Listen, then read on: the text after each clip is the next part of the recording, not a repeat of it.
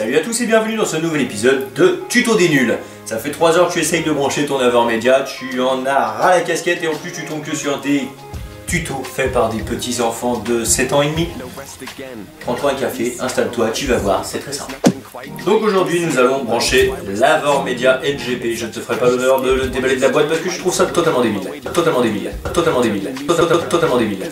Il faut savoir, et je suis sûr que tu es déjà tombé là-dessus, que quand on utilise l'AVerMedia pour streamer, c'est-à-dire faire des lives ou enregistrer simplement ses parties de jeux vidéo, il y a ce qu'on appelle le copyright, le CDPH je crois. Pour passer outre cette protection qui est une grosse mise en scène qui ne sert juste qu'à nous faire acheter encore plus, il faut ce qu'on appelle un splitter HDMI, donc un adaptateur HDMI que tu peux trouver, donc le adapteur Universe.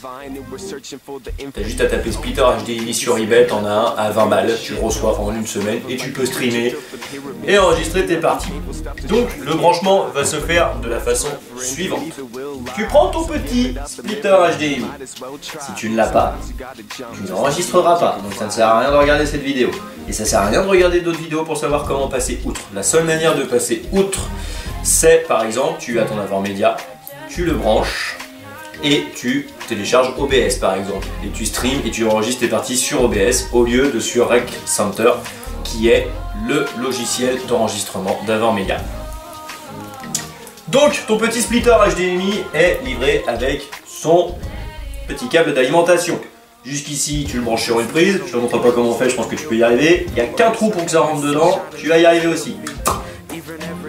Une fois que la petite lumière rouge est là, c'est qu'il est fonctionnel. Ensuite, tu vas prendre un premier câble HDMI. Ton premier câble HDMI, il va être relié à l'arrière de ta PS3 ou de ta Xbox. Il n'y a qu'un seul câble HDMI, enfin un seul trou pour pouvoir le planter derrière la console. Je ne te montre pas comment on fait, tu devras pouvoir y arriver.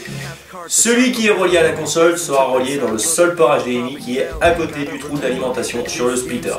Ok? Sur le input. Qui les branche.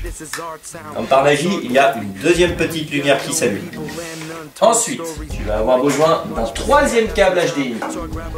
Ton troisième câble HDMI, celui-ci va être relié à l'arrière de ta télé. Ou à l'avant, ça dépend où sont placés les ports HDMI sur ta télé. Bien souvent sur les télés modernes, il y en a plusieurs. Moi, je dois avoir 4 ports HDMI. Donc regarde bien sur lesquels tu le branches. Après, tu n'auras plus qu'à prendre ta petite télécommande. Moi, il est branché sur HDMI 2. Donc il faut que je mette source HDMI 2. Et c'est là-dessus que j'ai l'image de ma console. Celui-ci, comme tu peux le constater, sur ton boîtier splitter, il y a 2 ports HDMI. Il va être branché à droite.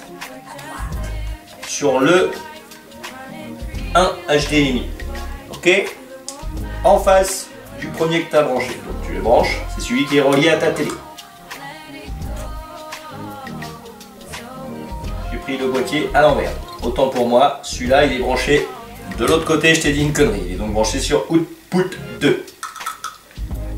Ça m'apprendra. Ensuite, tu vas avoir besoin d'un troisième câble HDMI. Quand je te dis qu'ils nous font dépenser des sous. Bien sûr, sur le splitter, il ne reste plus qu'un endroit pour le brancher, donc tu le branches. Donc sur le 1 HDMI. Tac. Et c'est là que notre AVerMedia rentre en scène. Tu vas prendre ton AVerMedia.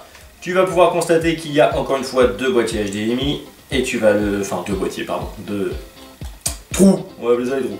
Et toi, tu vas le brancher sur celui de gauche. Sur le premier, donc. Tu le branches. Après, tu vas prendre un câble USB, ça change. Il n'y a qu'un port sur l'AVerMedia pour le brancher, donc je pense que tu dois y arriver. Je fais pas tout ça face caméra, hein. Je pense qu'en le disant, vous allez y arriver. Hop, tu les branches. Et ton petit port USB, lui, il va se brancher dans ton ordinateur. Et à partir de là, on se retrouve sur l'écran de l'ordinateur. Donc, quand tu brancheras pour la première fois ton AVerMedia à ton ordinateur, ou alors selon le boîtier que tu achètes, le CD est vendu avec, tu pourras télécharger, comme je le disais, AVerMedia Rec Central d'ailleurs, pas Center, autant pour moi. J'aurais bien aimé capturer directement l'image de l'écran de l'ordi, mais ça va être plus compliqué, donc on va faire comme ça à l'ancienne, je filme l'écran. Donc, une fois que ton logiciel est téléchargé, il s'ouvre de la façon suivante. Tu as d'abord bulletin, ça tu t'en fous. Tu as capture, c'est ce qui va te permettre d'enregistrer tes parties. Diffusion en continu, c'est bien sûr les lives. Et dossier vidéo, c'est là où vont se retrouver tes vidéos une fois enregistrées ou capturées. Donc, tu peux faire assistant.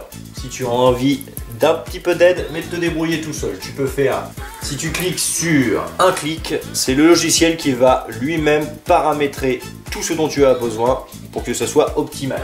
Donc je te conseille de cliquer là-dessus et avancer, on s'en fout.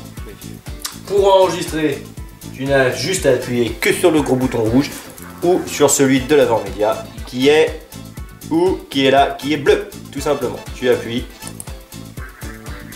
ça devient rouge, c'est que ça enregistre, tu peux le constater d'ailleurs. Voilà. Bon, tu ne verras pas enregistrer un jeu parce que forcément, il faut qu'il y ait une mise à jour sur la PS3. Mais tu as compris à peu près le principe.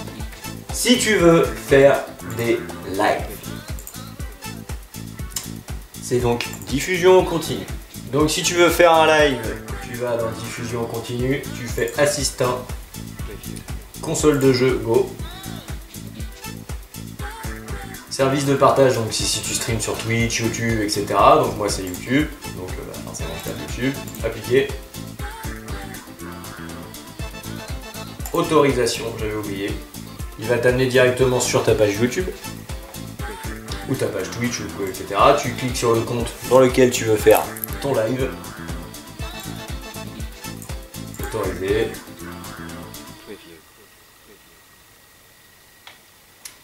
Il vérifie, il trouve, ok.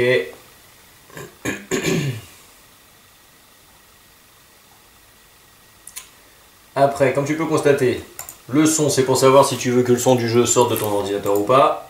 Ça c'est pour prendre une photo bien évidemment. Et ça c'est pour commencer ta diffusion. Donc tu cliques. Là il va te demander le titre de ta vidéo, une description, paramètres de confidentialité. Va apprendre à parler pour savoir si tu veux le faire public, privé ou on s'en fout. Donc tu fais démarrer. Le logiciel va lui-même envoyer ta vidéo sur YouTube en direct. Toi tu n'auras plus qu'à aller sur ta petite page YouTube, gestionnaire des vidéos, diffusion en direct et tu retrouveras ton live. C'est aussi simple que ça. Voilà, là le live est normalement en direct sur ma chaîne YouTube. Voilà, ce petit tuto pour les nuls est à présent terminé. Comme tu peux le constater, brancher un AverMedia, c'est pas extrêmement compliqué. Tu as juste besoin de beaucoup de câbles et d'un foutu splitter HDMI que je rappelle, tu peux trouver 20 balles sur eBay. J'espère que cette vidéo t'aura aidé. Si c'est le cas, tant mieux. Si c'est pas le cas, ça m'empêchera pas de dormir, je te l'avoue. Si tu as des questions, n'hésite pas à les poser dans la description. Moi, je te dis à très bientôt pour un nouveau tuto des nuls. Sur ces bonnes paroles, au revoir.